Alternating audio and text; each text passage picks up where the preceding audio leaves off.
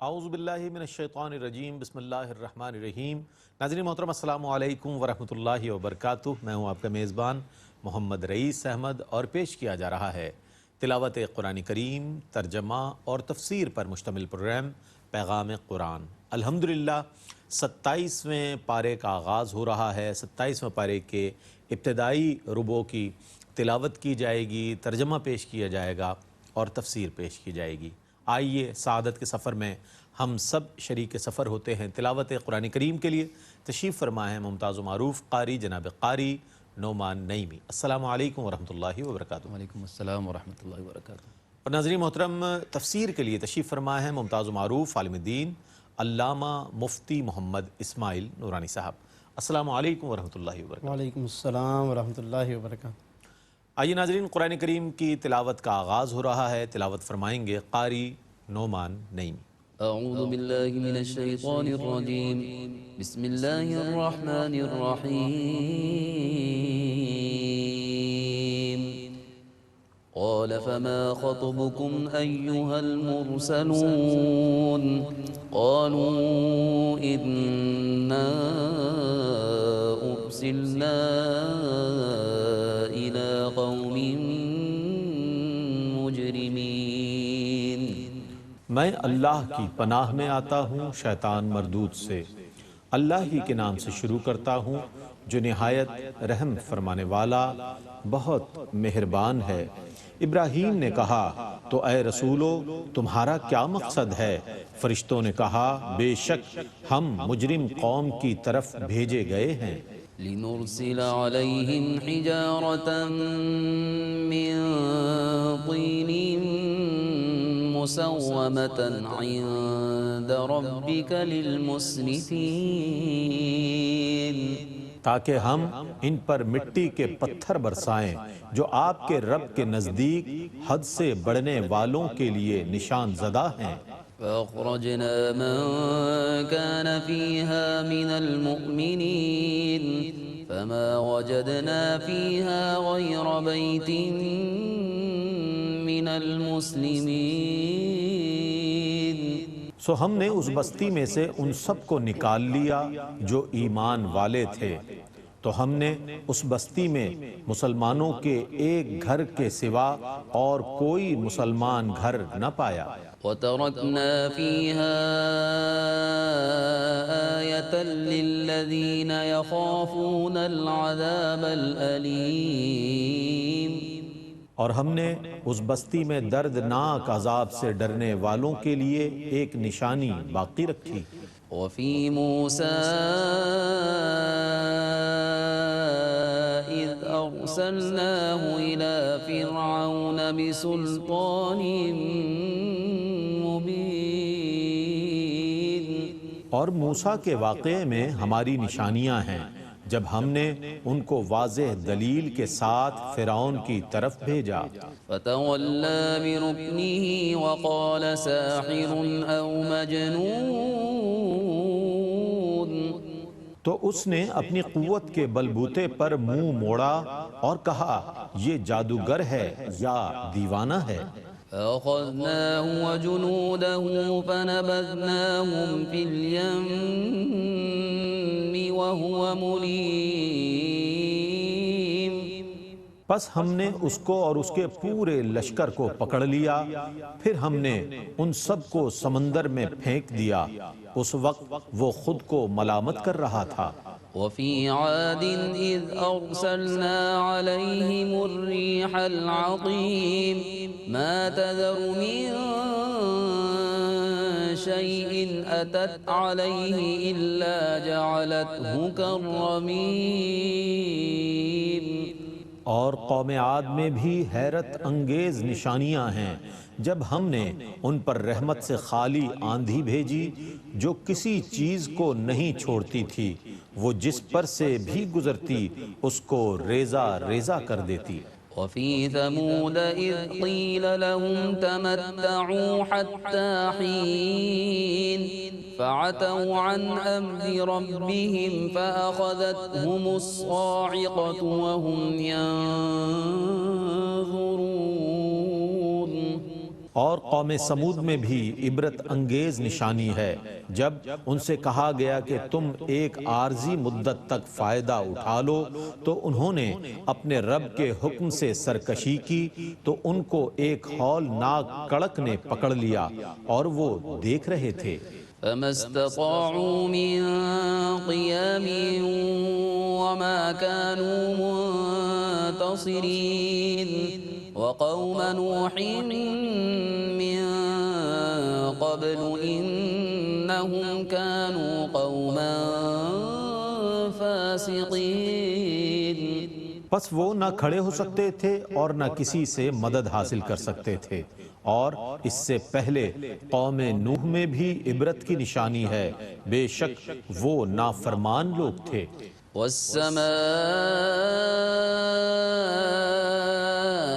بنيناها بأيد وإنا لموسعون والأرض فرشناها فنعم الماهدون اور ہم نے آسمان کو اپنی قوت سے بنایا اور بے شک ہم ضرور وسیع بنانے پر قدرت رکھتے ہیں اور زمین کو ہم نے فرش بنایا پس ہم کیسا اچھا فرش بنانے والے ہیں ومن كل شيء خلقنا زوجين لعلكم تذكرون اور ہم نے ہر چیز سے جوڑے جوڑے بنائے تاکہ تم نصیحت حاصل کرو ففروا إلى الله إني لكم منه نذير مبين ولا تجعلوا مع الله إلها آخر إني لكم منه نذير مبين پس تم اللہ کی طرف بھاگو میں تمہارے لیے اس کی طرف سے کھلا کھلا ڈرانے والا ہوں اور اللہ کے ساتھ کسی اور کو عبادت کا مستحق نہ بناؤ میں تمہارے لیے اس کی طرف سے کھلا کھلا ڈرانے والا ہوں كذلك ما أتى الذين من قبلهم من رسول إلا قالوا ساحر أو مجنون اسی طرح ان سے پہلے لوگوں کی طرف جب بھی کوئی رسول آیا تو انہوں نے کہا یہ جادوگر ہے یا دیوانہ ہے أتواصوا به بل هم قوم طاغون فتول عنهم فما أنت بملوم وذكر فإن الذكرى تنفع المؤمنين کیا انہوں نے ایک دوسرے کو اس قول کی وصیت کی تھی نہیں بلکہ وہ سرکش لوگ تھے پس اے رسول مکرم آپ ان سے اعراض کریں آپ پر کوئی ملامت نہیں ہوگی اور آپ نصیحت کرتے رہیں کیونکہ نصیحت کرنا مومنین کے لیے مفید ہے وما خلقت الجن والإنس إلا ليعبدون اور میں نے جنات اور انسانوں کو صرف اس لیے پیدا کیا ہے کہ وہ میری عبادت کریں ما أريد منهم من رزق وما أريد أن يطعمون میں ان سے کسی رزق کو طلب نہیں کرتا اور نہ یہ چاہتا ہوں کہ وہ مجھے کھانا دیں إن الله هو الرزاق ذو القوة المتين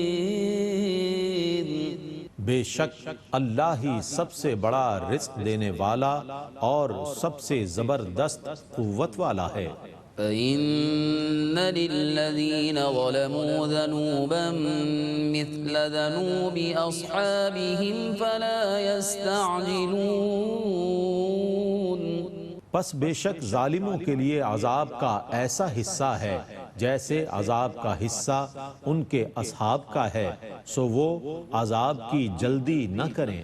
فويل للذين كفروا من يومهم الذي يوعدون پس کفار کے لیے اس دن سے عذاب ہوگا جس دن کا ان سے وعدہ کیا گیا ہے۔ بسم الله الرحمن الرحيم والطور وكتاب مسطور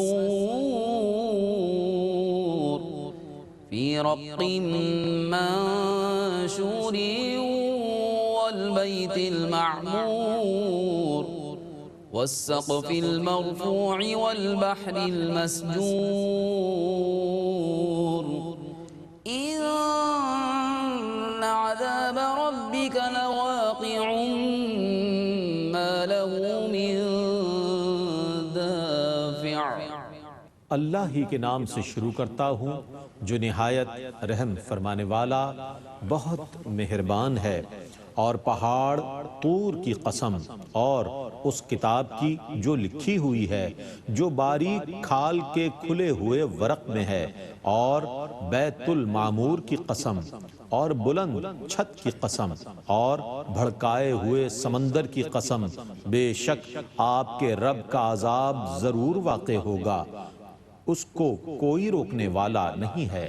يوم تمور السماء مورا وتسير الجبال سيرا،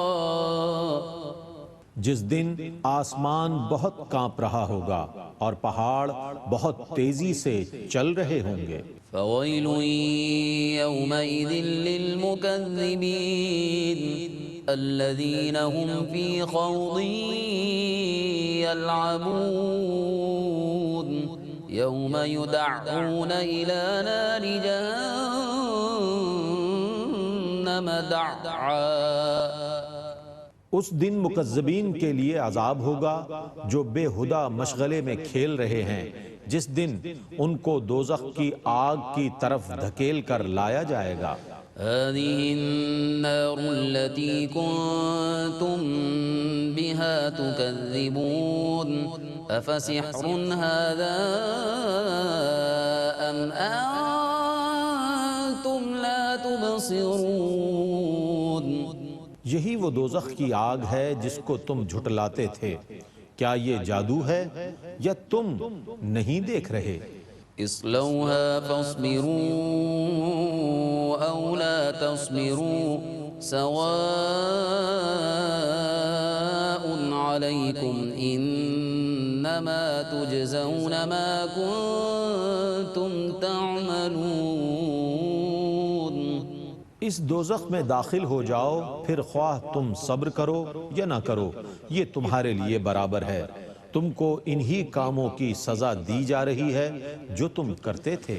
ان المتقین فی جنات ونعیم فاکہین بما آتاہم ربهم ووقاہم ربهم عذاب الجحیم۔ بے شک متقین جنتوں اور نعمتوں میں ہوں گے، اپنے رب کی عطا کردہ نعمتوں سے خوش ہو رہے ہوں گے، اور ان کا رب انہیں دوزخ کی آگ سے محفوظ رکھے گا۔ کلوا واشربوا ہنیئا بما کنتم تعملون متکئین علی سرر مصفوفہ وزوجناہم بحور عین۔ ان سے کہا جائے گا خوشی سے کھاؤ اور پیو، یہ ان نیک کاموں کی جزا ہے جو تم کرتے تھے، وہ صف بصف تختوں پر ٹیک لگائے ہوئے ہوں گے، ہم ان کا نکاح کشادہ چشم گوری عورتوں سے کر دیں گے۔ والذین آمنوا واتبعتهم ذریتهم بإیمان الحقنا بهم ذریتهم وما ألتناهم من عملهم من شيء كل امرئ بما كسب رهين اور ایمان والوں کو اور ان کی اس اولاد کو جس نے ایمان لانے میں ان کی پیروی کی، ہم ان کی اس اولاد کو بھی ان کے ساتھ ملا دیں گے، اور ہم ایمان والوں کے عمل سے کوئی کمی نہیں کریں گے، ہر شخص اپنے اعمال کے عوض گروی ہے۔ وَأَمْدَدْنَاهُمْ بِفَاكِهَةٍ وَلَحْمٍ مِّمَّا يَشْتَهُونَ يَتَنَازَعُونَ فِيهَا كَأْسًا لَّا لَغْوٌ فِيهَا وَلَا تَأْثِيمٌ۔ اور ہم ان کو ایسے پھل اور گوشت مسلسل عطا کرتے رہیں گے جن کو وہ طلب کریں گے، وہ جنت میں شراب کے جام کے لیے ایک دوسرے پر جھپٹ رہے ہوں گے، جس میں نہ کوئی بےہودگی ہوگی اور نہ گناہ۔ وَيَطُوفُ عَلَيْهِمْ غِلْمَانٌ لَّهُمْ كَأَنَّهُمْ لُؤْلُؤٌ مَّكْنُونٌ وَأَقْبَلَ بَعْضُهُمْ عَلَى بَعْضٍ يَتَسَاءَلُونَ۔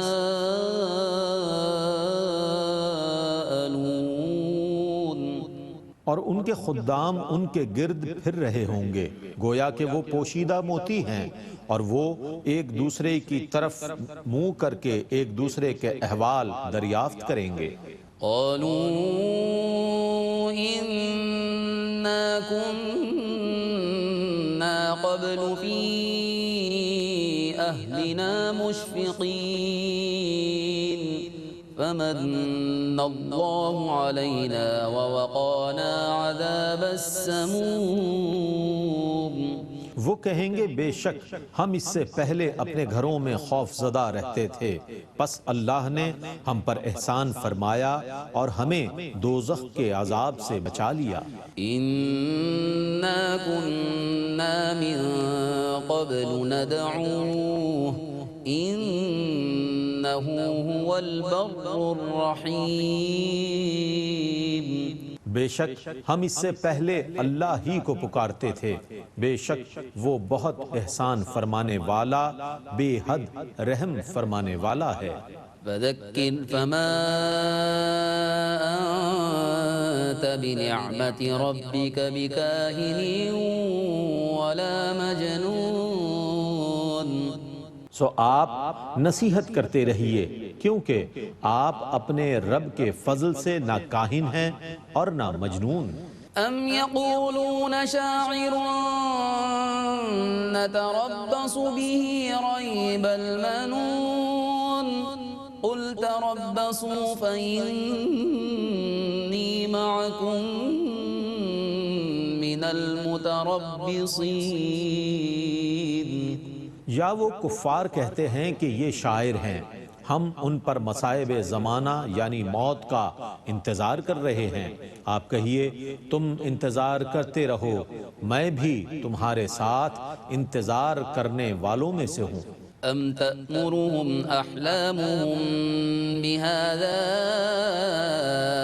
أم هم قوم طاغون أم يقولون تقوله بل لا يؤمنون۔ آیا ان کی عقلیں یہ حکم دے رہی ہیں، یا وہ سرکش لوگ ہیں، یا وہ یہ کہتے ہیں کہ انہوں نے اپنی طرف سے قرآن کو گھڑ لیا ہے، بلکہ وہ ایمان نہیں لا رہے۔ فَلْيَأْتُوا بِحَدِيثٍ مِثْلِهِ إِن كَانُوا صَادِقِينَ أَمْ خُلِقُوا مِنْ غَيْرِ شَيْءٍ أَمْ هُمُ الْخَالِقُونَ۔ اگر وہ سچے ہیں تو اس قرآن سے ایسی کوئی بات آیت بنا کر لے آئیں، کیا وہ بغیر کسی سبب کے پیدا ہو گئے یا وہ خود خالق ہیں؟ أَمْ خَلَقُوا السَّمَاوَاتِ وَالْأَرْضَ بَل لَّا يُوقِنُونَ أَمْ عِندَهُمْ خَزَائِنُ رَبِّكَ أَمْ هُمُ الْمُصَيْطِرُونَ۔ کیا انہوں نے آسمانوں اور زمینوں کو پیدا کیا ہے؟ بلکہ وہ یقین نہیں کرتے۔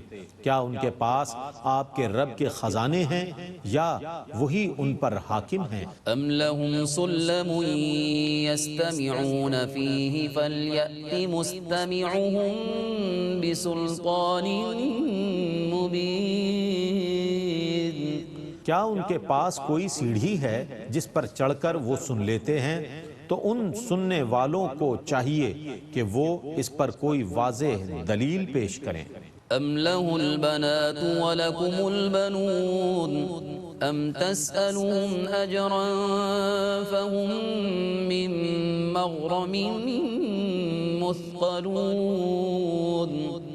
کیا اس اللہ کی بیٹیاں ہیں اور تمہارے بیٹے ہیں؟ کیا آپ ان سے کوئی اجرت طلب کر رہے ہیں کہ وہ اس تاوان کے بوجھ میں دبے ہوئے ہیں؟ ام عندهم الغیب فهم یکتبون ام یریدون کیدا فالذین کفروا هم المکیدون۔ یا ان کے پاس غیب ہے سو وہ لکھ رہے ہیں، یا وہ کوئی دھوکہ دینا چاہتے ہیں، سو کفار خود اپنے دھوکے کا شکار ہیں۔ ام لهم الہ غیر اللہ سبحان اللہ عما یشرکون۔ کیا اللہ کے سوا کوئی اور ان کی عبادت کا مستحق ہے؟ اللہ اس سے پاک ہے جس کو وہ اس کا شریک قرار دیتے ہیں۔ وَإِن يَرَوْا كِسْفًا مِّنَ السَّمَاءِ سَاقِطًا يَقُولُوا سَحَابٌ مَّرْكُومٌ فَذَرْهُمْ حَتَّى يُلَاقُوا يَوْمَهُمُ الَّذِي فِيهِ يُصْعَقُونَ يَوْمَ لَا يُغْنِي عَنْهُمْ كَيْدُهُمْ شَيْئًا وَلَا هُمْ يُنصَرُونَ۔ اور اگر وہ آسمان کا کوئی ٹکڑا گرتا ہوا دیکھ لیں تو وہ کہیں گے کہ یہ تو اوپر تلے بادل ہیں، سو آپ ان کو ان کے حال پر چھوڑ دیں حتیٰ کہ یہ اس دن کو پالیں جس میں ان کو بے ہوش کر دیا جائے گا، جس دن ان کی سازش ان کے کسی کام نہیں آئے گی اور نہ ان کی مدد کی جائے گی۔ وَإِنَّ لِلَّذِينَ ظَلَمُوا عَذَابًا دُونَ ذَلِكَ وَلَكِنَّ أَكْثَرَهُمْ لَا يَعْلَمُونَ۔ اور بے شک ان ظالموں کے لیے اس عذاب آخرت کے علاوہ ایک اور عذاب ہے، لیکن ان کے اکثر لوگ نہیں جانتے۔ وَاصْبِرْ لِحُكْمِ رَبِّكَ فَإِنَّكَ بِأَعْيُنِنَا وَسَبِّحْ بِحَمْدِ رَبِّكَ حِينَ تَقُومُ وَمِنَ اللَّيْلِ فَسَبِّحْهُ وَإِدْبَارَ النُّجُومِ۔ اور اے رسول مکرم، آپ اپنے رب کے حکم پر ثابت قدم رہیں، کیونکہ آپ ہماری نگرانی میں ہیں، اور جب آپ قیام کریں تو اپنے رب کی حمد کے ساتھ تسبیح کریں، اور رات کے ایک حصے میں بھی اس کی تسبیح کریں، اور صبح کو ستاروں کے چھپنے کے وقت۔ بسم اللہ الرحمن الرحیم۔ وَالنَّجْمِ إِذَا هَوَىٰ مَا ضَلَّ صَاحِبُكُمْ وَمَا غَوَىٰ وَمَا يَنطِقُ عَنِ الْهَوَىٰ إِنْ هُوَ إِلَّا وَحْيٌ يُوحَىٰ۔ اللہ ہی کے نام سے شروع کرتا ہوں جو نہایت رحم فرمانے والا بہت مہربان ہے۔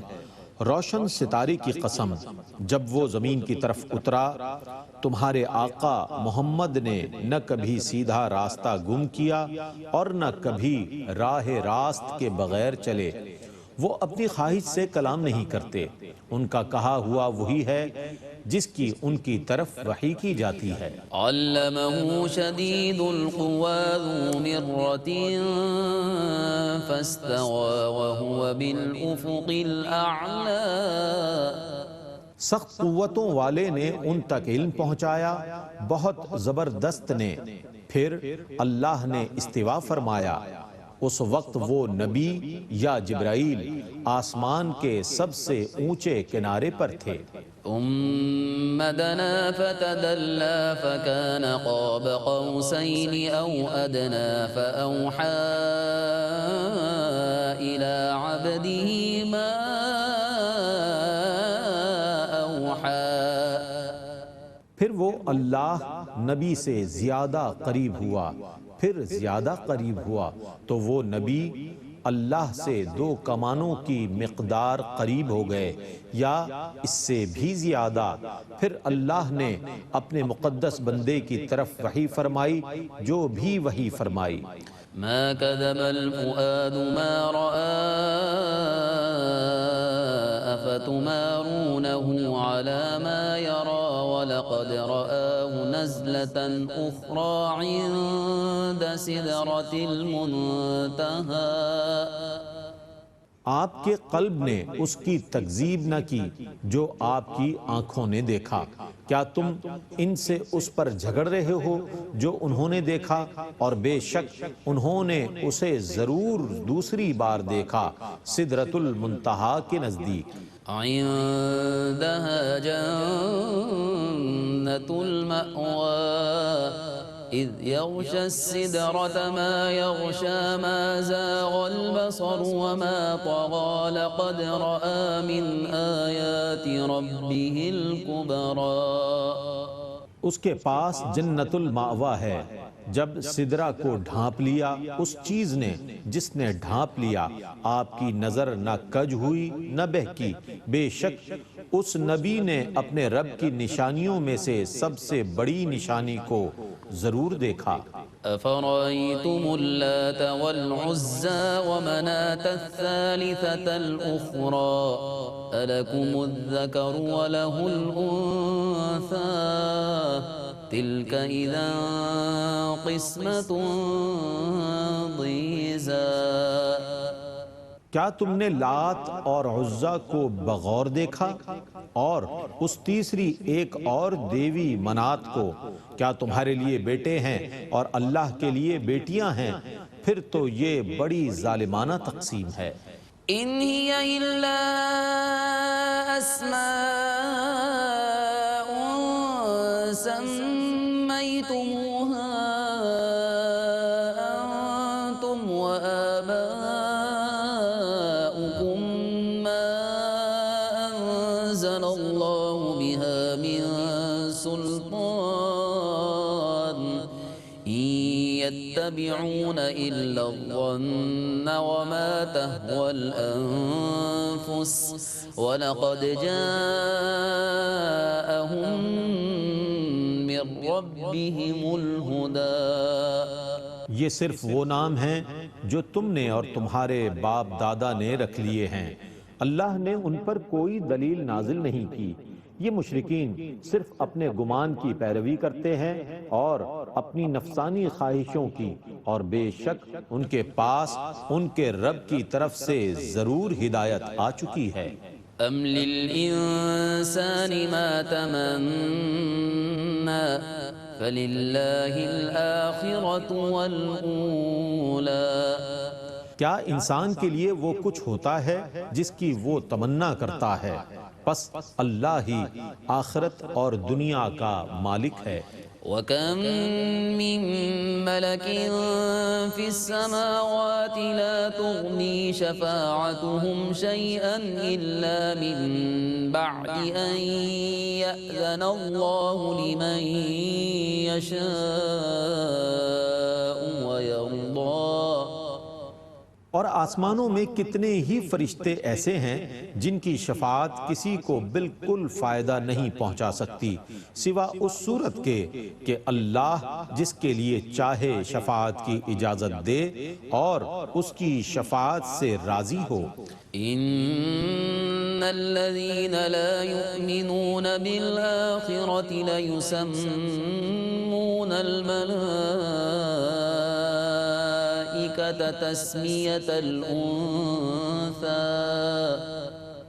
بے شک جو لوگ آخرت پر ایمان نہیں لاتے وہ فرشتوں کے نام عورتوں کے نام سے رکھتے ہیں، وما لهم به من علم إن يتبعون إلا الظن وإن الظن لا يغني من الحق شيئا اور انہیں اس کا بالکل علم نہیں ہے، وہ صرف ظن گمان کی پیروی کرتے ہیں، اور بے شک ظن یقین سے مستغنی نہیں کرتا۔ فأعرض عمن تولى عن ذكرنا ولم يرد إلا الحياة الدنيا جو ہمارے ذکر سے پیٹھ پھیرے اور صرف دنیاوی زندگی کا ارادہ کرے، آپ اس سے اعراض کریں۔ ذلك مبلغهم من العلم إن ربك هو أعلم بمن ضل عن سبيله وهو أعلم بمن اهتدى۔ یہی ان کے علم کی انتہا ہے، بے شک آپ کا رب اس کو خوب جانتا ہے جو اس کی راہ سے بھٹک گیا، اور اس کو بھی خوب جانتا ہے جو ہدایت یافتہ ہے۔ الحمدللہ تلاوت اور ترجمہ پیش کیا گیا۔ آئیے ان آیات بینات کی تفسیر کے لیے ہم چلتے ہیں علامہ مفتی محمد اسماعیل نورانی صاحب کی جانب۔ جی حضرت بسم اللہ۔ بسم اللہ الرحمن الرحیم، الحمدللہ رب العالمین والصلاة والسلام علی سید الانبیاء والمرسلین۔ معزز ناظرین، الحمدللہ آج کی اس نشست میں 27ویں پارے کا آغاز کیا گیا ہے، اور 27ویں پارے کے پہلے ربع کی تلاوت کی گئی ہے، اور جیسا کہ گزشتہ کل کی نشست میں ہم نے بیان کیا تھا اختتام پر کہ سورۃ الذاریات کی تلاوت کا آغاز کیا گیا ہے۔ 26ویں پارے کے اختتام پر سورۃ الذاریات شروع ہوتی ہے، اور 27ویں پارے میں اس کا اختتام ہے۔ تو آج کی جو تلاوت ہے آیت نمبر 31 سورۃ الذاریات سے شروع کی گئی ہے۔ سورۃ الذاریات مکی صورت ہے، کل 3 رکوع ہیں اور 60 آیتیں ہیں۔ کل کی تلاوت میں سورۃ الذاریات کی 30 آیتیں تلاوت کی گئیں، اور آج اس کی بقیہ 30 آیات کی تلاوت کی گئی ہے۔ اور اس کے ساتھ ساتھ آج کی اس تلاوت میں، آج کی اس نشست میں سورۃ الطور کی بھی تلاوت کی گئی ہے، اور سورۃ النجم کا بھی کچھ حصہ تلاوت کیا گیا ہے۔ ناظرین، اگر ہم سورۃ الذاریات کے مضامین پر غور کریں تو کل کی نشست میں جب اختتام پر ہم نے بیان کیا کہ حضرت سیدنا ابراہیم خلیل اللہ علیہ السلام کے پاس کچھ فرشتوں کا ایک گروہ حاضر ہوا۔ حضرت ابراہیم علیہ السلام ان کی دعوت کرنے میں مشغول ہوئے، لیکن بعد میں جب یہ بات واضح ہو گئی کہ اللہ کے ملائکہ ہیں، اللہ کے فرشتے ہیں، اور وہ اولاد کی بھی خبر لے کر آئے، اور پھر اس کے ساتھ ساتھ جو ایک اور ان کا بنیادی مقصد تھا کہ وہ حضرت ابراہیم علیہ السلام کے پاس قوم لوط کے لیے عذاب کی خبر لے کر آئے تھے۔ تو آج کی اس تلاوت کا جو آغاز ہوا ہے وہ اسی بات سے کہ قال فما خطبکم ایھا المرسلون، حضرت ابراہیم علیہ السلام نے ان سے فرمایا کہ تم لوگوں کا کیا معاملہ ہے، کیا آنے کا مقصد ہے اے اللہ کے بھیجے ہوئے ملائکہ، ایھا المرسلون۔ انہوں نے پھر اپنا پورا مقصد بیان کیا، اور ان آیات میں دراصل جو پیغام ہے امت کے لیے، تمام لوگوں کے لیے، وہ یہ کہ وہ تمام قومیں کہ جو پہلے گزر چکی ہیں اور ان پر مختلف اوقات میں مختلف قسم کے عذاب نازل ہوئے ہیں، ان آیات کو پڑھ کر ہم بھی غور و فکر کریں، اپنے انجام کے بارے میں سوچتے رہیں، اور ان امتوں پر کیوں عذاب آیا، کیا اسباب تھے، کیا وجوہات تھی۔ تو اس حوالے سے غور و فکر کرنا یہ قرآن کا بنیادی مقصود ہے اور منشا ہے۔ بلکہ بارہا کفار قریش کو خصوصاً ناظرین یہ بھی فرمایا گیا کہ وہ جب ان مختلف قوموں کے علاقوں سے گزریں اپنے تجارتی سفر کے دوران، تو گزرتے ہوئے غور کیا کریں کہ یہ وہ بستیاں ہیں، یہ وہ علاقے ہیں کہ جہاں پر کبھی عذاب آیا، کبھی یہ علاقے آباد تھے، اجڑ گئے اور بے رونق کر دیے گئے، تباہ و برباد ہو گئے۔ کیا وجوہات ہیں؟ یہ بنیادی مقصد ہے۔ آج کی اس تلاوت میں ناظرین قوم لوط پر نازل ہونے والے عذاب کی کچھ باتیں بیان کی گئی ہیں۔ اس کے ساتھ ساتھ پھر حضرت موسیٰ علیہ السلام اور فرعون کے درمیان جو معاملات پیش آئے، اس کی تفصیل ہم اس سے پہلے مختلف مقامات پر بیان کر چکے ہیں۔ تو آج کی اس تلاوت میں کچھ اس کا بھی ذکر فرمایا، وفی موسیٰ اذ ارسلناہ الی فرعون بسلطان مبین، کہ حضرت موسیٰ کے معاملے میں بھی ہماری ایک روشن نشانی موجود ہے کہ جب ہم نے انہیں فرعون کی طرف ایک دلیل کے ساتھ، روشن دلیل کے ساتھ بھیجا۔ قوم عاد پر جو عذاب نازل ہوا اس کا بھی ذکر ہے. پھر اس کے علاوہ قوم سمود پر جو عذاب آیا, قوم نوح کا جو معاملہ ہوا, یہ تمام مضامین اختصار کے ساتھ اللہ نے اس صورت کے اندر بیان فرمائے. کیونکہ تفصیل ظاہر ہے کہ اس سے پہلے 19ویں پارے میں تو مستقل رکوعات کی صورت میں بیان ہو چکی. کذبت ثمود المرسلین, کذبت عاد المرسلین, کذبت قوم لوط, یہ تمام آیات پہلے گزر چکی ہیں, لیکن اس صورت میں اختصار کے ساتھ ہمیں یہ مضامین نظر آتے ہیں. پھر اس کے بعد ناظرین, آج کی اس تلاوت میں سورۃ الذاریات کا جو آخری رکوع ہے اس میں اللہ رب العالمین نے اپنی کئی نعمتوں اور قدرتوں کا ذکر فرمایا. آسمان اگر آج ہم پر ایک شامیانے کے انداز میں تنا ہوا ہے, یہ زمین ایک فرش کے طور پر آج ہمارے لیے بچھی ہوئی ہے, اور یہ اور دیگر گناگو نعمتیں, تو اللہ رب العالمین ان تمام نعمتوں کو مختلف انداز سے بیان فرماتا ہے. وَالسَّمَاءَ بَنَيْنَاهَا بِأَيْدٍ وَإِنَّا لَمُوسِعُونَ, یہ آسمان ہم نے اپنے ہاتھوں سے بنایا, ہم نے اپنی قدرت سے بنایا ہے. وَالْأَرْضَ فرشناہا, زمین کو ہم نے بچھایا ہے. فنعم الماہدون, اور ہم کتنے ہی اچھے بچھانے والے ہیں. یہ تمام مضامین, یہ نعمتیں بیان کر کے پھر اللہ رب العالمین ایک اہم بات بیان فرما رہا ہے کہ فَفِرُّوا إِلَى اللَّهِ, پس لوٹ آؤ اللہ کی طرف. یعنی یہ دیکھیے نا کہ کتنا پیارا انداز ہے. مولا خود اپنے بندوں سے اتنے لطف و کرم سے بات فرما رہا ہے کہ آؤ, دوڑے چلے آؤ, بھاگو. یعنی کس کی طرف؟ اللہ کی طرف. یہاں پر علماء نے یہ جو ففروا, فرار کا جو لفظ ہے, بھاگنے کا جو لفظ ہے, حالانکہ چل کر آنا بھی ہو سکتا ہے, تھوڑا تیز چل کر آنا بھی, لیکن بھاگنے کا لفظ قرآن نے فرمایا. علماء نے فرمایا اس کی وجہ یہ کہ شیطان چونکہ مسلسل طاق میں ہے, تو یہاں پر تو بھاگنا ہی بنتا ہے. یعنی اللہ کی طرف تو محض چل کر جاؤ گے, آرام آرام سے چلو گے, نہ جانے کتنی مرتبہ شیطان پکڑ لے گا, کتنی مرتبہ ارادے بدل دے گا. قدم قدم پر چونکہ شیطان چوکنا ہے, فرمایا بھاگتے ہوئے جاؤ, اسے موقع ہی نہ ملے وسوسہ اندازی کرنے. یعنی یہ بھی قرآن کا حسن ہے کہ اللہ رب العالمین اس طرح بھی اپنے بندوں کو اپنی طرف بلاتا ہے اور شیطان سے بچانے کے لیے وہ اشارے بیان فرما دیتا ہے. پھر اس کے بعد اس صورت کی ایک اہم ترین آیت جو کہ مشہور زمانہ ہے, آیت نمبر 56 سورۃ الذاریات, فرمایا کہ مقصد تخلیق بیان کر دی, ہم کیوں پیدا کیے گئے ہیں. فرمایا وما خلقت الجن والانس الا لیعبدون, فرمایا کہ میں نے جن و انس کو پیدا کیا ہے صرف اپنی عبادت کے لیے, یعنی اپنی معرفت کے لیے, اپنی پہچان کے لیے. یہاں پر ناظرین یہ بات سمجھنی چاہیے کہ اللہ رب العالمین نے ہمیں یہ سمجھایا اور یہ بتایا کہ عبادت, اطاعت, فرمانبرداری, نیکی کے کام, یہ اصل مقصد ہے. باقی کھانا پینا, اوڑھنا بچھونا, رہن سہن, یہ معاون چیزیں ہیں, ضرورت کی چیزیں ہیں. تو ہمیں چاہیے کہ ہم عبادت اور اطاعت پر اصل توجہ دیں. باقی چیزوں کے ساتھ ہمارا اتنا تعلق ہونا چاہیے جتنا ضرورت کا تعلق. ہمارے یہاں الٹ ہو گیا, جو چیزیں ضرورت کی تھی اس سے اصلی تعلق قائم ہو گیا. عبادت اطاعت ایک ضرورت کی چیز رہ گئی. اگر کسی کے ہاں جناب علی اولاد نہیں ہو رہی تو جی 2 رکعتیں اس نے پڑھ لی. کسی کے ہاں جناب کوئی بے برکتی ہے, اس نے قرآن شریف پڑھ لیا. اس نے نماز اس لیے پڑھنا شروع کر دی کہ جی کاموں میں رکاوٹیں آ رہی تھی, کسی نے بتایا تھا نماز پڑھا کرو. نمازیں اطاعت اگر ہم ضرورت کی وجہ سے کرنے لگیں گے کہ ہماری ضرورت ہے, اس کا مطلب ہم اصل میں پیدا کیے گئے کھانے پینے کے لیے, ہم اصل میں پیدا کیے گئے ہیں عیش و عشرت کے لیے نہیں. قرآن نے بتایا کہ الا لیعبدون, اصل میں تمہیں بنایا گیا ہے اللہ کے لیے, بندگی کے لیے. باقی سب چیزیں ضرورت ہے, انسان کی ضروریات زندگی ہے. اس فرق کو ناظرین آج ہمیں سمجھنے کی ضرورت ہے. اور اس کے ساتھ ساتھ پھر سورۃ الطور کا بھی بہت خوبصورت آغاز ہوا. سورۃ الطور مکی صورت ناظرین, 2 رکوع ہیں, 49 آیتیں ہیں. اس صورت کے اگر مضامین کی بات کریں ہم تو وقوع قیامت کی ایک تو بات کی گئی ہے, قیامت کے واقع ہونے کی حقانیت اور اس کے جو بھی دلائل ہیں وہ بیان فرمایا, اس کا منظر بیان کیا ہے. بت پرستی اور شرک کا رد فرمایا گیا, کیونکہ ظاہر ہے کہ کفار قریش بہت تیزی سے اس میں مبتلا تھے اور بہت شد و مت کے ساتھ مبتلا تھے. اس کا رد فرمایا کہ بتوں کی کوئی عبادت نہیں, اصل عبادت اللہ ہی کی ہے. قرآن کی حقانیت بیان کی. یہ 3 مضامین ناظرین ہمیں بڑے نظر آتے ہیں سورۃ الطور میں. لیکن ابتدائی جو آیتیں ہیں ان آیات میں اللہ نے عذاب کے واقع ہونے اور قیامت کے واقع ہونے کو بیان کرنے کے لیے قسمیں ارشاد فرمائی. قسمیں بھی بڑی شاندار ہیں ناظرین. والطور, فرمایا کوہ طور کی قسم. وکتاب مستور, اور کتاب مستور یعنی وہ کتاب کہ جو لکھی ہوئی ہے فی رق منشور, کھلے ہوئے صفحات میں, اس کتاب کی قسم. والبیت المعمور, بیت معمور کی قسم. والسقف المرفوع, بلند چھت یعنی آسمان کی قسم. والبحر المسجور, ابلتے سمندروں کی قسم. یعنی اتنی عظیم قسمیں ناظرین.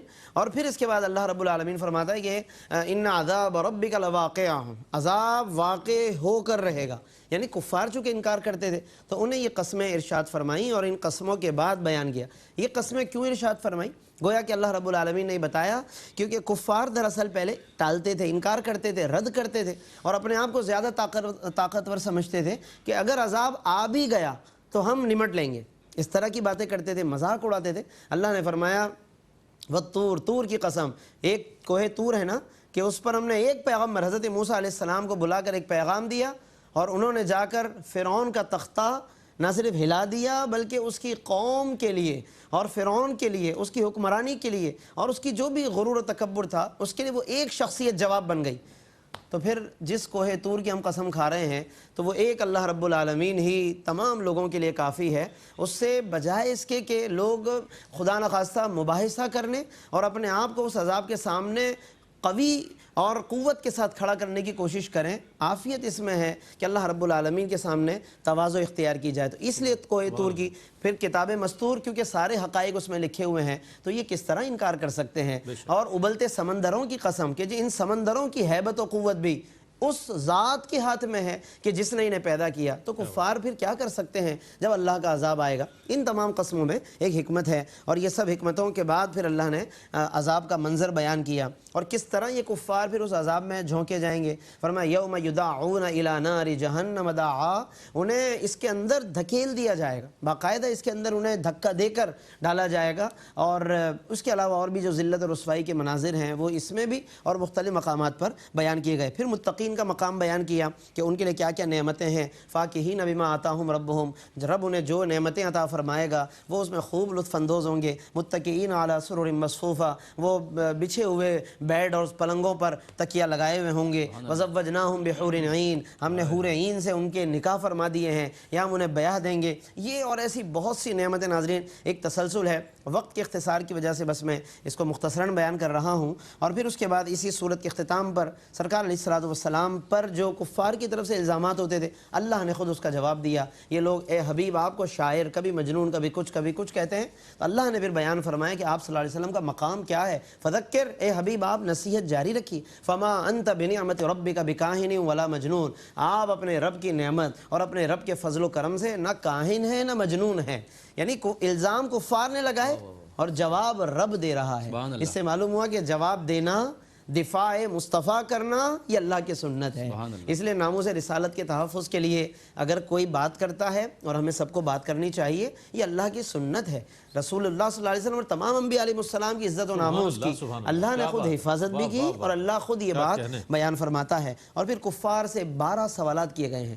میں اختصاراً بس یہ بیان کروں گا کہ ان سے وہ سوالات کیے گئے کہ کیا یہ جو کچھ تم الزام لگاتے ہو تمہارے پاس اس کی کوئی سند ہے، یا تم نے یہ سب کچھ پیدا کیا ہے، یا تم نے اپنی طرف سے یہ سب کچھ بنا لیا ہے۔ اس سے ملتے جلتے بڑے اہم ناظرین سوالات ہیں، چونکہ وقت ہمارے پاس نہیں ہے اس لیے میں حوالہ صرف دے رہا ہوں کہ سورۃ الطور کی جو آخری آیتیں ہیں ناظرین اس کا ضرور مطالعہ کیجیے گا تاکہ ہمیں پتہ چلے کہ کفار سے کس انداز سے اللہ نے یہ کلام کیا ہے اور انہیں کس طرف توجہ دلا۔ 12 سوالات ہیں ناظرین، اس کو ضرور ہمیں دیکھنا چاہیے۔ اور بالکل اختتام پر سورۃ الطور کے اختتام پر آقا دو جہاں صلی اللہ علیہ وسلم کو اللہ رب العالمین نے صبر کا حکم دیا ہے۔ اصبر لحکم ربک فإنک بأعیننا، اے حبیب آپ تو ہر دم ہماری نگاہوں میں ہیں، آپ صبر کیجئے، آپ صبر کیجئے، ان کے اس رویے پر آپ ملول خاطر نہ ہوں اور آپ اپنا کام جاری رکھیے۔ اور تسبیح، اختتام پر فرمائے تسبیح جاری رکھیے۔ یہاں پر علماء نے یہ نقطہ اخذ فرمایا کہ جب کہ انسان پر مشکل وقت آئیں اسے اللہ کے ذکر کی پناہ لینی چاہیے، اللہ کے ذکر سے مدد طلب کرنی چاہیے۔ بے شک تدبیریں کریں، تدبیر بھی ضروری ہے، لیکن ناظرین اس کے ساتھ ساتھ ہمیں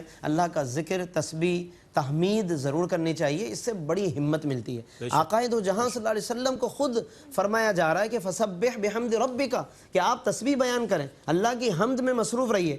اس سے پتہ یہ چلا کہ مشکل وقت میں ہمیں اگر آسانی مطلوب ہو تو جہاں ہم تدبیریں کر رہے ہیں وہ اللہ کا ذکر کر کے بھی ہمیں مدد لینی چاہیے۔ بہت سے لوگوں کو دیکھا کہ وہ تدبیروں میں لگ جاتے ہیں لیکن ذکر اللہ، کسی سے دعاؤں کی درخواست یا خود زبان سے کچھ ورد کریں، کچھ گناہوں کی معافی مانگیں، لوگوں میں بعض اوقات ایسا رویہ نظر نہیں آتا، لیکن ہمیں چاہیے کہ طرز عمل اختیار کریں، انشاءاللہ اس سے بڑی ہمیں تقویت اور مدد ملے گی۔ اور آج کی تلاوت میں سورۃ النجم بھی شروع کی گئی ہے، لیکن انشاءاللہ کیونکہ آگے اس کا سلسلہ جاری جاری ہے ناظرین، سورۃ النجم کا بہت حسین تذکرہ ہے، آقا دو جہاں صلی اللہ علیہ وسلم کی معراج کا ذکر ہے، شان رسالت بیان کی گئی ہے، اور بھی بہت کچھ اس میں تذکرے ہیں۔ انشاءاللہ کل کی نشست میں سورۃ النجم سے ہی بات کا آغاز کریں گے۔ اللہ رب العالمین ہمیں ان تمام مضامین کو سمجھنے، ان کو یاد رکھنے اور اس پر عمل کی توفیق عطا فرمائے، آمین۔ وآخر الدعوانا ان الحمدللہ رب العالمین۔ بہت شکریہ، جزاک اللہ مفتی صاحب۔ بہت خوبصورت انداز میں 27ویں پارے کا آغاز ہوا الحمدللہ، اور سورۃ الطور اور سورۃ النجم جو ہے اس کی تلاوت پیش کی گئی، ترجمہ پیش کیا گیا،